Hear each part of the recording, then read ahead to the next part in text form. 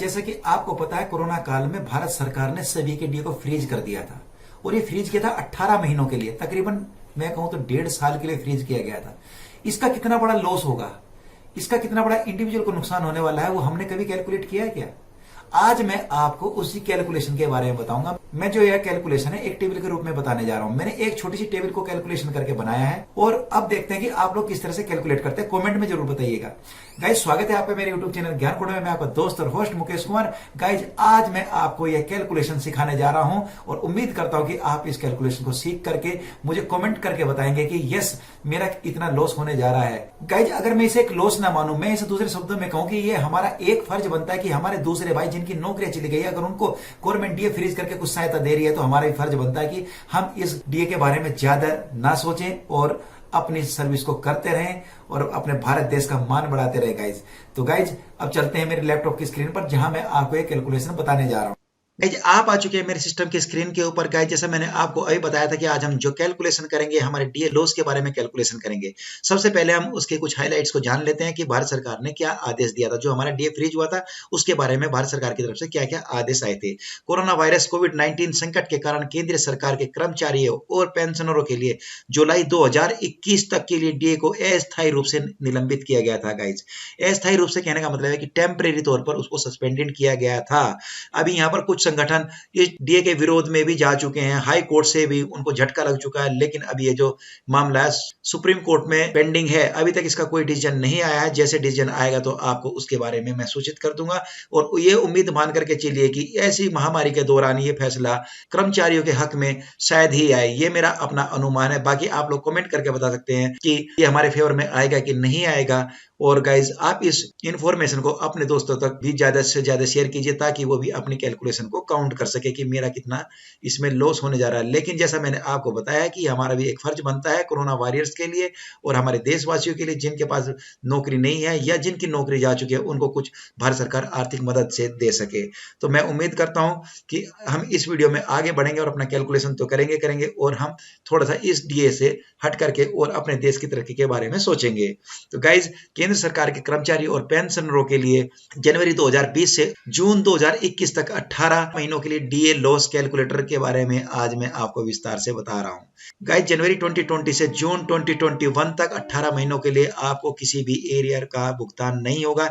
यानी कि कहने का मतलब यहाँ पर यह है जो हमारा डीए पहले चल रहा था वो डीए और जो हर छठे महीने डीए मिलेगा वो कैलकुलेशन तो आपकी बढ़ती रहेगी, लेकिन इसका आपको किसी भी प्रकार के एरियर का भुगतान नहीं किया जाएगा। जैसा कि आपको पता है हमारा डीए पहले 17% था, फिर हमें 4 मिला तो मिला करके 21 हो जाता है और फिर जुलाई में अगर मान लो 4% मिलता है तो फिर मिला करके हो जाएगा आपका 25% और उसके बाद जनवरी 21 में फिर 4% मिलता है तो मिला करके हो जाता है 29%।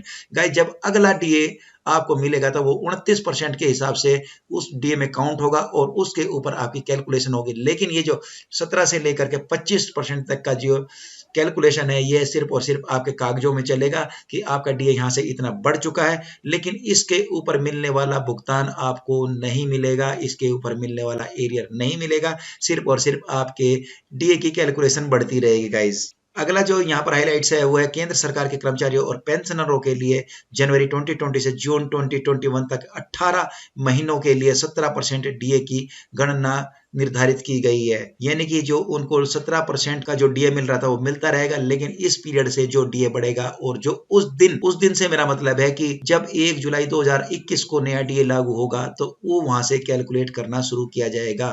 23 अप्रैल 2020 को वित्त मंत्रालय के तहत व्यय विभाग ने एक आदेश जारी किया। जनवरी 2020 से जून 2020 तक 18 महीनों के लिए केंद्र सरकार के कर्मचारियों और पेंशनरों के लिए कोई अतिरिक्त महंगाई भत्ता और महंगाई राहत नहीं मिलेगी। 17% डीए को मौजूदा दर से जारी रखा जाएगा जो जनवरी 2020 से लेकर के जून 2021 तक लागू रहेगा।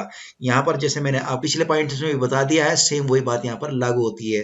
तो गाइज आज हम जो कैलकुलेशन करने जा रहे हैं वो मैं आपको पे लेवल से लेकर के पे लेवल 10 तक की एक बेसिक सैलरी जो भारत सरकार ने 7वें पे कमीशन में निर्धारित की थी उसके ऊपर मैंने ये कैलकुलेशन की है। गाइज तो आइए अब इस कैलकुलेशन को एक बार हम थोड़ा सा समझ लेते हैं। यहाँ पर जो हम बात कर रहे हैं वो हम 17% डीए के चार्ट के बारे में बात करेंगे, जो आपकी पे मैट्रिक्स लेवल के ऊपर बैठता है। जो यहाँ पर पे लेवल 1 की बेसिक सैलरी जो 18,000 रुपए मिनिमम निर्धारित की गई थी, तो उसके ऊपर तकरीबन जो आपका डीए बैठता है 3,060 रुपए बैठता है। और वैसे पे लेवल 2 की जो 19,900 निर्धारित की गई है उसके ऊपर बैठता है 3,383 रुपए। ऐसे पे लेवल 3 के ऊपर 21,700 बेसिक सैलरी के ऊपर आपका जो डीए बैठता है तकरीबन 3,689 रुपए बैठता है। ऐसे ही पे लेवल 4 जो 25,500 रुपए निर्धारित की गई है उसके ऊपर 4,335 रुपए बैठता है। ऐसे ही लेवल 5 के ऊपर 29,200 जो बेसिक सैलरी है उसके ऊपर 4,964 रुपए बैठता है। इसी तरह से ये बढ़ता बढ़ता जो आपके पे लेवल 10 तक की जो सैलरी जो कि 56,100 बेसिक की गई है वहां पर बैठता है आपका 9,537 रुपए। गाइज ये जो मैंने कैलकुलेशन की है 17% डीए के हिसाब से कैलकुलेटेड है। गाइज इस टेबल में अब हम यहाँ पर डिफरेंस देख लेते हैं कि पर मंथ मुझे कितना लॉस होने जा रहा है। गाइज यहाँ पर जो पे लेवल की इनिशियल बेसिक पे है वो 18,000 रुपए है, तो उसका जो 17% के हिसाब से डीए बैठता है वो तकरीबन बैठता है 3,060। लेकिन अगर ये 21% हो जाता तो यहाँ पर आपका डीए बढ़कर हो जाता 3,780 रुपए, यानी कि आपको हर महीने 720 रुपए का लॉस हो रहा है। ऐसे ही पे लेवल 2 की बेसिक सैलरी 19,900 रुपए, वहां पर जो पहला था जो पहले डीए मिल रहा था 3,383 रुपए मिल रहा था। अब नया जो डीए 21% के हिसाब से होता है 4,179, तकरीबन 796 रुपए का लॉस। ऐसे ही पे लेवल 3 बेसिक सैलरी 21,700, उनका जो 17% के हिसाब से डीए था 3,689 रुपए, जो 21% के हिसाब से बढ़कर हो जाता 4,557 रुपए, यानी कि तकरीबन 868 रुपए का लॉस यहाँ पर हो रहा है। पे लेवल 4 की अगर हम बात करते हैं उसकी बेसिक सैलरी 25,500 और 17% के हिसाब से 4,335 बढ़ करके 21% में हो जाता है 5,355 रुपए। यहाँ पर लॉस हो रहा है 1,020 रुपए का।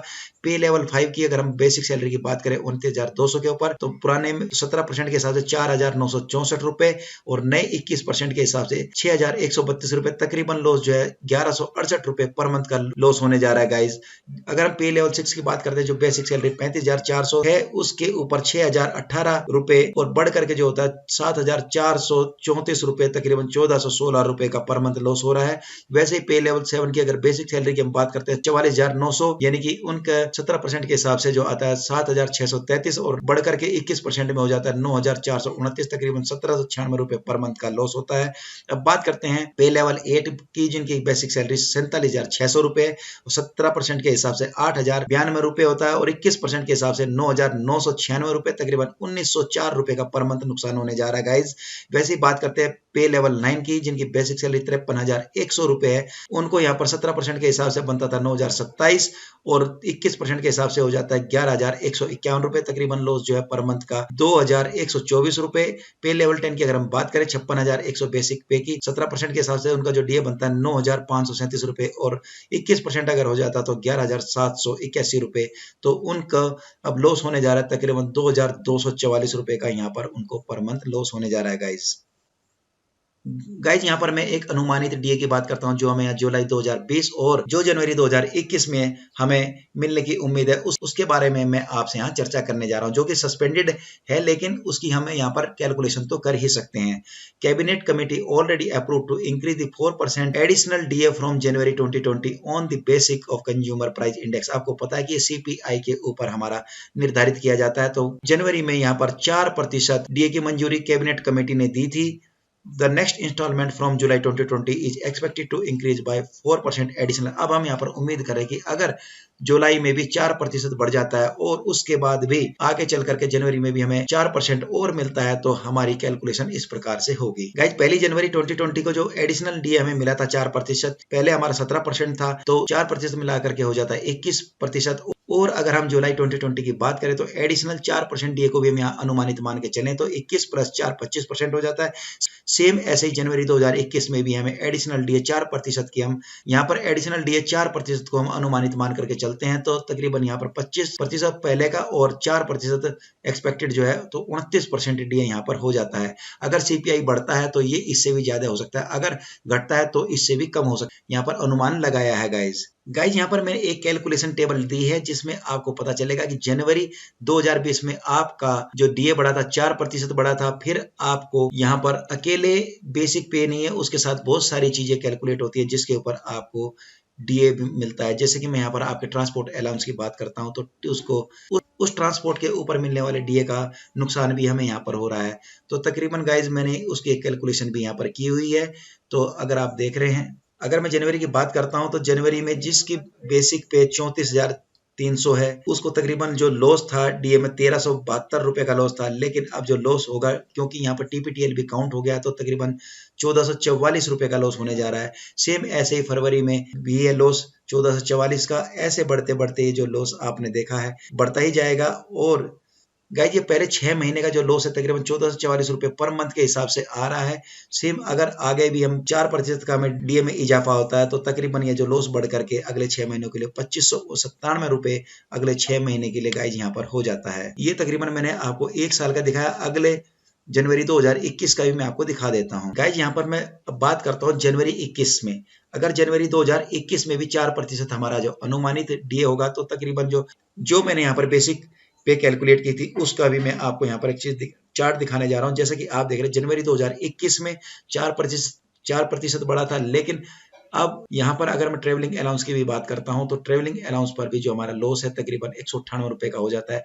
और कुल मिलाकर के लॉस जो हमारा 4268 रुपए के अनुमानित हो जाता है। तो गाइज इसको मैंने जून 2021 तक कैलकुलेट किया है। तो जनवरी 2020 से लेकर के जून 2021 तक तकरीबन एक आम आदमी को 49,973 रुपए का लॉस होने जा रहा है। ये जो लॉस है, ये आपका ट्रेवलिंग अलाउंस और बेसिक पे के ऊपर दोनों को मिला करके ये इतना अनुमानित लॉस होने जा रहा है गाइज। तो गाइज ये जो अनुमानित लॉस है ये सब के लिए है। लेकिन जैसा मैंने आपको पहले ही कहा था कि कोरोना काल चल रहा है, यह महामारी न गरीब को देखती है न अमीर को देखती है। हमारा भी कुछ फर्ज बनता है, क्योंकि जो लोग लॉकडाउन में सरकारी मुलाजिम थे, ड्यूटियों पर नहीं गए, अपने कार्यालय में नहीं गए, उनको फिर भी तनख्वाह मिली है। हमें उन भारतीय नागरिकों के बारे में भी सोचना है जो प्राइवेट सेक्टर में नौकरियां कर रहे थे और उनको सैलरी भी नहीं मिली गाइज।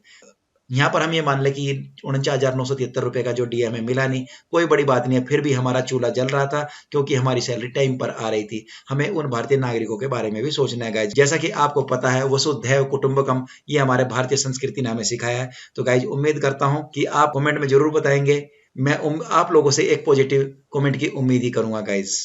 गाइज जैसे कि आज मैंने कैलकुलेशन पूरी आप लोगों को बताई है, आप लोगों को पता चल गया होगा कि हमारा 1.5 साल के अंदर तकरीबन कितना लॉस होने जा रहा है। जहां हमने प्रधानमंत्री केयर फंड में एक दिन का वेतनमान तो दिया ही था, लेकिन उसके अलावा सभी पेंशन भोगी हो, चाहे सर्विंग हो या एक्स सर्विसमैन हो, सभी से इस डीए को फ्रीज किया गया था, जिससे तकरीबन 15 करोड़ जो हमारे राज्य सरकार और केंद्र सरकार के मिलाकर के कर्मचारी होते हैं, उन सबके डीए को फ्रीज करने से गवर्नमेंट को एक आर्थिक सहायता तो मिली थी।